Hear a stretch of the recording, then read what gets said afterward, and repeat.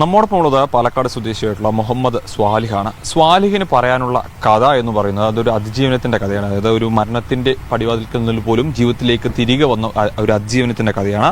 ലഹരിയിൽ നിന്നും മുക്തനായി ഇപ്പോൾ അതിനെതിരെ പോരാടുന്നു എന്നുള്ളതാണ്. എങ്ങനെയാണ് ഈ ഒരു ലഹരിയുടെ ഒരു അടിമ അല്ലെങ്കിൽ അതിലേക്ക് എത്തിപ്പെടുന്നത്? അന്ന് ഏകദേശം ഒരു 16-15 വയസ്സിലാണ് ഞങ്ങൾ തുടങ്ങിയിട്ടുണ്ടായിരുന്നത്. ഏകദേശം 4 വർഷത്തോളം തുടർച്ചയായിട്ട് ഉപയോഗിച്ചിട്ടുണ്ടായിരുന്നു. അങ്ങനെ ഞങ്ങൾ സുഹൃത്തുക്കൾ ഞങ്ങളൊരു 10-13 പേരുണ്ട്. ഞങ്ങളെല്ലാവരും കൂടെ ഒരുമിച്ചിട്ട് തന്നെ ഒരു സാധാരണ സിഗരറ്റിൽ നിന്നൊക്കെ തുടങ്ങി നോർമലായിട്ട് പിന്നെ അതൊരു കഞ്ചാവിലേക്ക് എത്തി. പിന്നെ ഫസ്റ്റ് ഒരു സിഗരറ്റ് ഞങ്ങളെല്ലാവരും കൂടെ ഒരുമിച്ചിരുന്ന് വലിക്കണം. അത് കഴിഞ്ഞ് ഞങ്ങൾ കഞ്ചാവ് അതുപോലെ തന്നെ മെല്ലെ മെല്ലെ കണ്ട് ഒന്നിലേക്ക് സ്റ്റാർട്ട് ചെയ്തു. പക്ഷെ അന്ന് ഞങ്ങൾ തമാശ രൂപത്തിലായിരുന്നു. ജസ്റ്റ് ഒരു സിഗരറ്റ് ഞങ്ങൾ 12 പേര് വലിക്കും. പിന്നെ അതുപോലെ തന്നെ ഒരു കഞ്ചാവ് 12 പേര് വലിക്കും. അങ്ങനെ ഒരു രൂപത്തിൽ തമാശ രൂപത്തിൽ തന്നെ സുഹൃത്തുക്കൾ മുഖാന്തരം തുടങ്ങിയതാണ്. തുടങ്ങിയിട്ട് ഏത് ലഹരി വരെ ഉപയോഗിച്ചിട്ടുണ്ട്? ഞാൻ ഏകദേശം MDMA വരെ ഉപയോഗിച്ചിട്ടുണ്ട്. ഇപ്പോൾ ഏറ്റവും കൂടുതൽ പ്രശ്നമായി കൊന്നതാണ് MDMA പറയുന്നത്. കാരണം മദ്യം കഴിച്ചിട്ടുണ്ടെങ്കിൽ നമുക്ക് തിരിച്ചറിയാൻ കഴിയും. കഞ്ചാവ് വലിച്ചാലും ഒരു 50% നമുക്ക് തിരിച്ചറിയാൻ കഴിയും. പക്ഷെ MDMA ഉപയോഗിച്ചാൽ നമുക്ക് തിരിച്ചറിയാൻ കഴിയില്ല. ഇത് ഉപയോഗിച്ച് കഴിഞ്ഞുള്ള ഒരു മാനസിക സ്ഥിതി അതെന്തായിരുന്നു? അതൊന്നും പറയുമ്പോൾ തന്നെ സ്വന്തം അച്ഛനെയും അമ്മയും തിരിച്ചറിയാൻ കഴിയില്ല എന്നുള്ളത്. കാരണം അന്ന് എൻ്റെ ഉപ്പാക്ക് നേരെ ഞാൻ പറഞ്ഞല്ലോ ഇതിനു മുമ്പത്തെ ഒന്ന് അന്ന് എൻ്റെ ഉപ്പാക്ക് നേരെ ഞാൻ അക്രമം അയച്ചു വിട്ടതാണ്. കാരണം സ്വന്തം ഉപ്പയാണെന്നുള്ളത് തിരിച്ചറിയാൻ കഴിഞ്ഞിട്ടില്ല അന്ന് എനിക്ക്. വയലൻസ് ടെൻഡൻസി വന്നുകൊണ്ടിരിക്കും നല്ല രൂപത്തിലുണ്ടാവും. കാരണം ഞാൻ അന്നിപ്പോൾ ജയിലിൽ കിടക്കുന്ന സമയത്തും ഏകദേശം 12-13 ദിവസത്തിന് ശേഷം ഫസ്റ്റ് റിമാൻഡ് കഴിഞ്ഞിട്ട് ഒരു 13 ദിവസം കഴിഞ്ഞപ്പോൾ തന്നെ ഞങ്ങൾ വയലൻ്റ് ആവാൻ തുടങ്ങിയിട്ടുണ്ടായിരുന്നു. കാരണം സെല്ലിലുണ്ടായിരുന്ന പാത്രങ്ങൾ എറിഞ്ഞ് പൊട്ടിക്കുക, ഭക്ഷണം തന്നിട്ടുള്ള മറ്റേ ബക്കറ്റ് കാര്യങ്ങളൊക്കെ ഉണ്ടായിരുന്നു. അതുപോലെ നമുക്ക് ചെറിയ പ്ലേറ്റും കാര്യങ്ങളൊക്കെ തരും. അതുപോലെ ഒക്കെ ഞങ്ങൾ എറിഞ്ഞ് പൊട്ടിച്ച്, അതുപോലെ ബക്കറ്റ് തല്ലി പൊട്ടിച്ചു. അവിടെ ഉണ്ടാകുന്ന പ്രതികൾക്ക് നേരെ വിഷയങ്ങളുണ്ടായി, പോലീസുകാർക്ക് നേരെ ഞങ്ങൾ പ്രശ്നങ്ങളുണ്ടായി. അങ്ങനെ ഞങ്ങൾ അവിടുന്ന് തൃശ്ശൂർ സ്വദേശിയാണ് ആളെ സൂപ്രണ്ട്, പേര് ഓർമ്മട്ടൊന്നുമില്ല. അദ്ദേഹം മജിസ്ട്രേറ്റുമായിട്ട് സംസാരിച്ച് അതിന് മജിസ്ട്രേറ്റിൻ്റെ ഒരു സ്നേഹം, അതേപോലെ തന്നെ എൻ്റെ അഡ്വക്കേറ്റ് ആഷിം ചെറുപ്പശ്ശേരി അദ്ദേഹത്തിൻ്റെ, എൻ്റെ കാരണവർ ബ്രദേഴ്സ് അവരുടെ ഒരു സ്നേഹമുണ്ട്. അവരെല്ലാവരും കൂടെ ഒരു കൂട്ടായിട്ടുള്ളൊരു ശ്രമം മാത്രമാണ് എന്നെ കൊണ്ടുവരാൻ കഴിഞ്ഞത്. ശരിക്കും ഇതിലും മാറാൻ ആഗ്രഹിക്കുന്ന ഒരുപാട് ആളുകളുണ്ട്.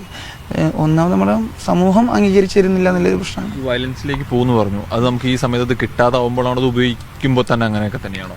അല്ല, നമുക്ക് കിട്ടാതാകുമ്പോൾ ഓട്ടോമാറ്റിക്കായിട്ട് പ്രശ്നത്തിക്ക്. കാരണം ഇപ്പം ഞാൻ ഉപയോഗിച്ചുകൊണ്ടിരിക്കുന്ന സമയത്ത് ഞാൻ ഇങ്ങനെ നിൽക്കുന്നുണ്ടെങ്കിൽ നിങ്ങൾ ഇപ്പം എന്നോട് എന്തെങ്കിലും തമാശ രൂപത്തിൽ പറഞ്ഞാൽ മതി, ഓട്ടോമാറ്റിക്കായിട്ട് ഞാൻ പെട്ടെന്ന് വയലൻ്റ് ആവും. അത് എൻ്റെ മുമ്പിൽ നിങ്ങളാണോ അല്ല എൻ്റെ ബ്രദറാണോ സിസ്റ്ററാണോ, ഇപ്പോൾ സ്വന്തം ഉമ്മാനെ കൊന്നു അനിയനെ കേട്ടില്ലേ, ഒക്കെ അതിൻ്റെ പേര് തന്നെ. ഞങ്ങൾ കൂടെ നിൽക്കുന്ന സമയത്ത് തന്നെയാണ് അനിയനെ ടിവിയുടെ റിമോട്ട് കൊടുത്തിട്ടില്ല എന്നുള്ളതിൻ്റെ പേരിൽ സ്വന്തം അനിയനെ തലക്കടിച്ചിട്ട് കൊന്നിട്ട്. ഇത്തരം ഈ വാർത്തകൾ നിരന്തരമായി കേൾക്കുന്നു. അതും വളരെ ചെറിയ കുട്ടികളാണ് ഈ വാർത്തകളിലേക്ക് വരുന്നത്. അപ്പോൾ അത് കേൾക്കുമ്പോൾ എന്താണ് തോന്നുന്നത്? ഇല്ല, ഞാൻ ഇതിനു മുമ്പ് മീഡിയ വണ്ണിൽ ഒരു ചാനലിൽ ഞാൻ സജീദ് അജ്മൽ അതേപോലെ ഞാൻ ചെയ്തിട്ടുണ്ടായിരുന്നു, ഇൻ്റർവ്യൂ ചെയ്തിട്ടുണ്ടായിരുന്നു. അന്ന് മുതൽ അതിനായിട്ട് പ്രവർത്തിക്കുന്ന കാര്യങ്ങളൊക്കെ ചെയ്യുന്നുണ്ട്. പക്ഷേ ഇതിനു മുമ്പ് ഇങ്ങനൊരു വിഷയം ഉണ്ടെന്നും ഇത് എത്രത്തോളം വരുന്നുള്ളത് എല്ലാ കാര്യങ്ങളും ഞാൻ അന്ന് തുറന്നു പറഞ്ഞതാണ്. പക്ഷേ അന്ന് ജനങ്ങളാരും അതിന് വല്ലാതെ വില കൊടുത്തിട്ടുണ്ടായിരുന്നില്ല. പക്ഷെ ഇപ്പോൾ സ്വന്തം അച്ഛനും അമ്മയും വീട്ടിലും മകനെ പിടിച്ച് ജീവിക്കാൻ കഴിയാത്ത സിറ്റുവേഷൻ എത്തിയപ്പോൾ ഓട്ടോമാറ്റിക്കായിട്ട് രണ്ടാമത് ജനങ്ങൾ പുറത്തിറങ്ങി. പക്ഷേ ഇതിൻ്റെ ഒരു ചൂട് എന്ന് പറയുന്നത് ഇങ്ങനെ അടുത്ത് നമ്മുടെ സ്വന്തം മക്കൾക്ക് വരുമ്പോൾ മാത്രമേ ഉണ്ടാവുള്ളൂ. കാരണം മറ്റേ ആളുടെ മകനല്ലേ അല്ലെങ്കിൽ ആളുടെ മകളല്ലേ എന്നുള്ള ചിന്തയിൽ മിണ്ടാതിരിക്കും. പക്ഷേ സ്വന്തം ചോരക്ക് അല്ലെങ്കിൽ സ്വന്തം വീട്ടിലേക്ക് എത്തുമ്പോൾ മാത്രമാണ് ജനങ്ങൾക്ക് മനസ്സിലാക്കാൻ കഴിയും. കാരണം അന്ന് ഞാൻ ഒരുപാട് തവണ പറഞ്ഞതാണ് ഇത് എത്രത്തോളം ഉണ്ടാവും എന്നുള്ളതും. കാരണം കുട്ടികൾ 8ാം ക്ലാസ് പഠിക്കുന്ന ഞാൻ DID സെൻ്ററും കാര്യങ്ങളായിട്ട് ബന്ധപ്പെട്ട് പോകുന്നുണ്ട്. ഏകദേശം ഒരു 10-45ഓളം കുട്ടികളെ എനിക്ക് തിരിച്ചു കൊണ്ടുവരാൻ കഴിഞ്ഞിട്ടുണ്ട്. അതിൻ്റെ പേര് തന്നെ എൻ്റെ വണ്ടിക്ക് നേരെ കല്ലേറും എനിക്ക് നേരെ വിഷയങ്ങളും കാര്യങ്ങളൊക്കെ ഉണ്ടായിട്ടുണ്ട്. പക്ഷെ അതൊന്നും ഇപ്പോൾ നോക്കിയിട്ടല്ല. പക്ഷേ ഒരാൾ എൻ്റെ ജീവിതം വെച്ചുകൊണ്ട് തിരിച്ചു കൊണ്ടുവരാൻ കഴിയുകയാണെന്നുണ്ടെങ്കിൽ അത് ഒരു പക്ഷേ ഞാൻ ചെയ്തു പോയിട്ടുള്ള തെറ്റുകൾക്കൊരു പ്രായത്താകുന്നതിന് ഉപകാരമായിരിക്കും. ഭീഷണികൾ ഉണ്ടാവുന്നുണ്ടോ ഇപ്പോഴും? തീർച്ചയായിട്ടും ഞാൻ പറഞ്ഞിട്ടുള്ള കാര്യങ്ങളാണ്.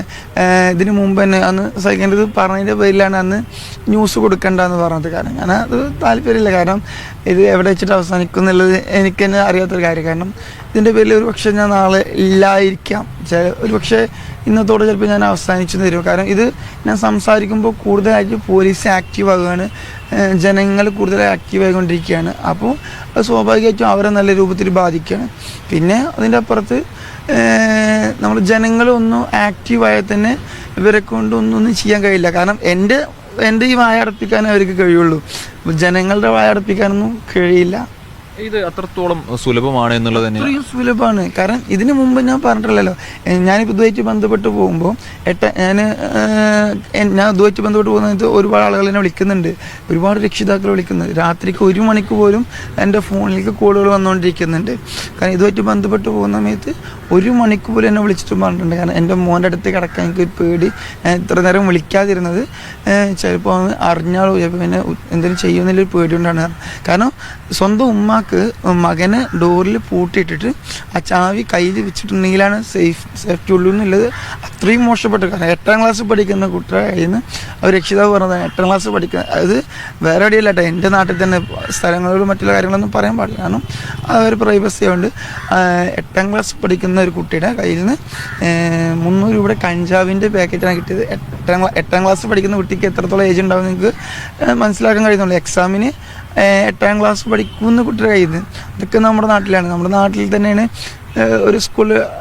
ഞാൻ അതൊന്നും സ്കൂളിൻ്റെ കാര്യങ്ങൾ പറയുന്നില്ല.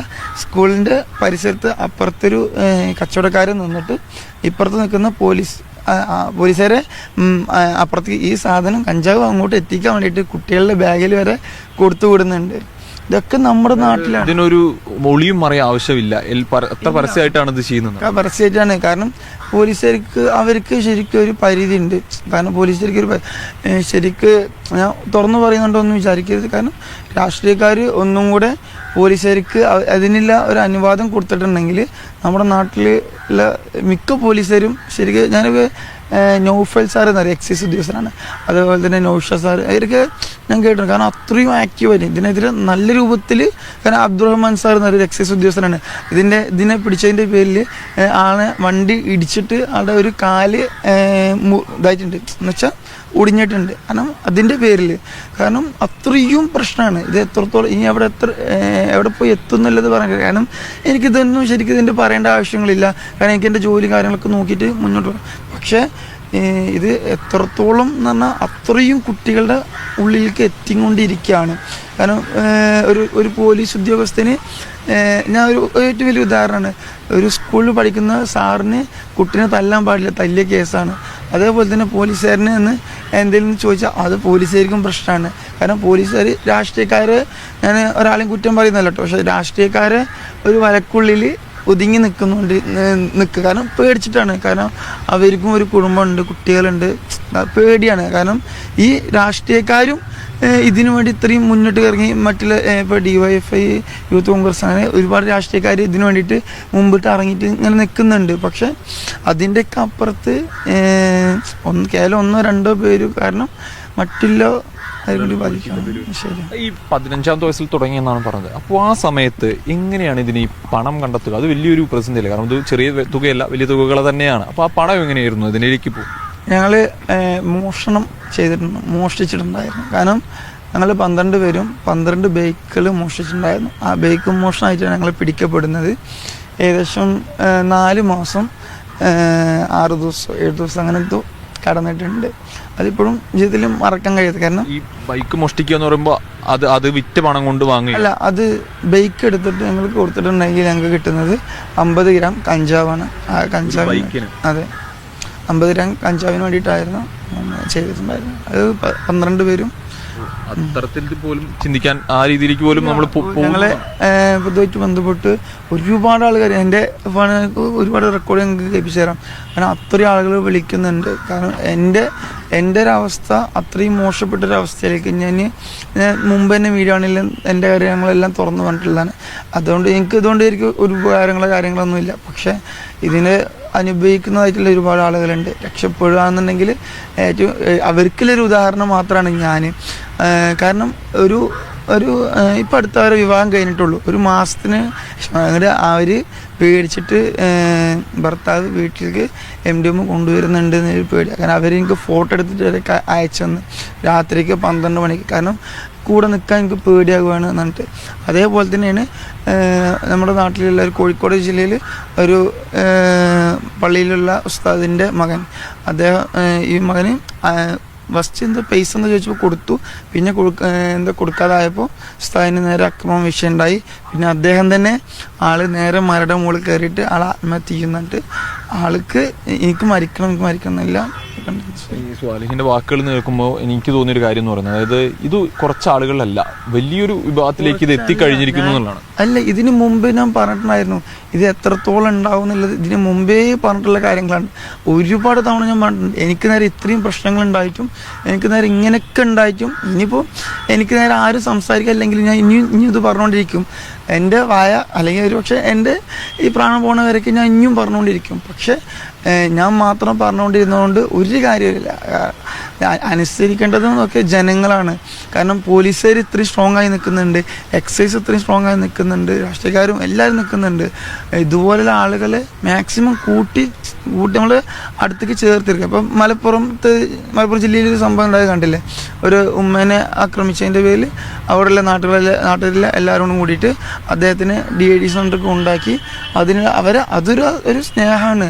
അപ്പോൾ എന്ത് ചെയ്യും, ആള് ഇറങ്ങി വന്നിട്ടുണ്ടെങ്കിൽ ആൾക്ക് തിരിച്ചു വരാനുള്ളൊരു നിർത്തലുണ്ടെങ്കിൽ മാറ്റിയെടുക്കാൻ കഴിയും. കാരണം അതിന് ഏറ്റവും വലിയ ഉദാഹരണമാണ് ഈ 12 പേര്. ഞങ്ങൾ 12 പേരാണ് ഏറ്റവും വലിയ ഉദാഹരണം. അതുപോലെ തന്നെയാണ് ഈ സ്വാലിഹ് ഇതിൽ, അതായത് ഒരുപക്ഷെ സ്വാലിഹ് ഇത് പറയുമ്പോൾ ഒരുപക്ഷെ കൂടുതൽ ആളുകൾക്ക് അതായത് എങ്ങനെയാണ് ഇതിൽ നിന്നും മാറി വരാൻ കഴിഞ്ഞത് എങ്ങനെയാണെന്ന് അതൊരു പക്ഷെ ആ ഒരു മനോനിലയൊക്കെ പങ്കുവെച്ച് കഴിഞ്ഞാൽ ഒരുപാട് ആളുകൾക്ക് അത് മാറാൻ കഴിയുന്നുള്ളതാണ്. എങ്ങനെയാണ് അതൊരു മാറി വരാൻ കഴിഞ്ഞത്? അതന്നെ ഒന്ന് പറഞ്ഞത്, അന്ന് മജിസ്ട്രേറ്റ്, ഞങ്ങൾ ഒറ്റപ്പാലത്തുണ്ടായിരുന്ന മജിസ്ട്രേറ്റ്, അദ്ദേഹത്തിൻ്റെ സ്നേഹത്തോടുള്ള സംസാരം ഒന്ന്. അതേപോലെ തന്നെ ഞങ്ങളെ കൂട്ടി നിർത്തിയ കുറച്ച് ആളുകളുണ്ട്. എൻ്റെ അഡ്വക്കേറ്റ് ആഷിം ചെറുപ്പശ്ശേരി, അതുപോലെ തന്നെ എൻ്റെ ഖലീഫ എന്ന് പറയും, നിസാർ എന്ന് പറയും. അവർക്ക് അവിടുത്തെ മാഷന്മാരാണ്, നാട്ടിലത്തെ മാഷന്മാരാണ്. അവരുടെ സ്നേഹം, അവരെല്ലാവരും കൂടി ഞങ്ങളെ കൂട്ടിപ്പിടിച്ചതുകൊണ്ടാണ്. കാരണം എൻ്റെ ഉമ്മ, കാരണം എൻ്റെ ഉപ്പാക്ക് നേരെ അത്രയും ആക്രമണം, ഞങ്ങൾ വിഷയങ്ങളും കാര്യങ്ങളും ഉണ്ടായിട്ട് എൻ്റെ ഉപ്പ അത്രയും ഞങ്ങൾ ചേർത്ത് പിടിച്ചു. അതൊക്കെയല്ലേ, കാരണം സ്നേഹം കൊണ്ട് തന്നെയാണ് നമുക്ക് എന്തിനേയും കീഴ്പ്പെടുത്താൻ കഴിയുള്ളൂ എന്നറിയാം. അതൊരു സത്യമാണ്. അത് എത്ര വലിയ ഡ്രഗ്സ് ആണെന്നുണ്ടെങ്കിലും സ്നേഹത്തിന് മുമ്പിൽ തോറ്റു പോകും. അത് ആ രീതിയിൽ തന്നെയാണ് അത് മാറ്റാനും കഴിയുള്ളൂ. അതെ, സ്നേഹം കൊണ്ട് തന്നെ മാറ്റിയെടുക്കാൻ കഴിയുള്ളൂ. കാരണം ഇപ്പം ഞാനൊന്നും ഒരു ദിവസം പോലും ഒരു DID സെൻ്ററിൽ ഞാൻ കടന്നിട്ടില്ല. ഞങ്ങൾ 12 പേരും കടന്നിട്ടില്ല. ഞങ്ങളെടുത്തൊരു തീരുമാനം അന്നു മുതൽ ഇന്ന് വരെ 6 വർഷത്തിന് ശേഷവും അന്നു മുതൽ ഇന്ന് വരയ്ക്കും ഞങ്ങളെടുത്ത തീരുമാനമാണ്. ഞങ്ങളെടുത്ത് ഉറച്ചൊരു വിശ്വാസമാണ്. ഞങ്ങൾ തൊടില്ല, ഞങ്ങൾ ഉപയോഗിക്കില്ല എന്നത് ഞങ്ങളെടുത്തൊരു തീരുമാനമാണ്. ഇപ്പോഴത്തെ ഈ നിലവിലെ ഈ ഒരു സംഭവങ്ങളെ കാണുമ്പോൾ വേദന തോന്നാറുണ്ടോ? നിലവിൽ സങ്കടം വരുന്നുണ്ട്. അതുകൊണ്ടാണ്, കാരണം എനിക്കിപ്പോൾ മീഡിയകൾക്ക് മുമ്പിൽ പറഞ്ഞുകൊണ്ട് എനിക്കൊരു കാര്യമില്ല. ഇത്രയും ചാനലുകാർ വന്നു, ഇത്രയും ചാനലിലേക്ക് എല്ലാവർക്കും ഞാൻ പറഞ്ഞു കൊടുക്കുന്നുണ്ട്, എല്ലാ കാര്യങ്ങളും വെക്കുന്നുണ്ട്. കാരണം ഞാൻ കാരണം കൊണ്ട് ഒരാളെങ്കിലും ഒരാൾ രക്ഷപ്പെട്ട, കാരണം എനിക്കിതുകൊണ്ട് സാമ്പത്തികമായിട്ട് എനിക്കിതുകൊണ്ട് ഉപകാരമില്ല.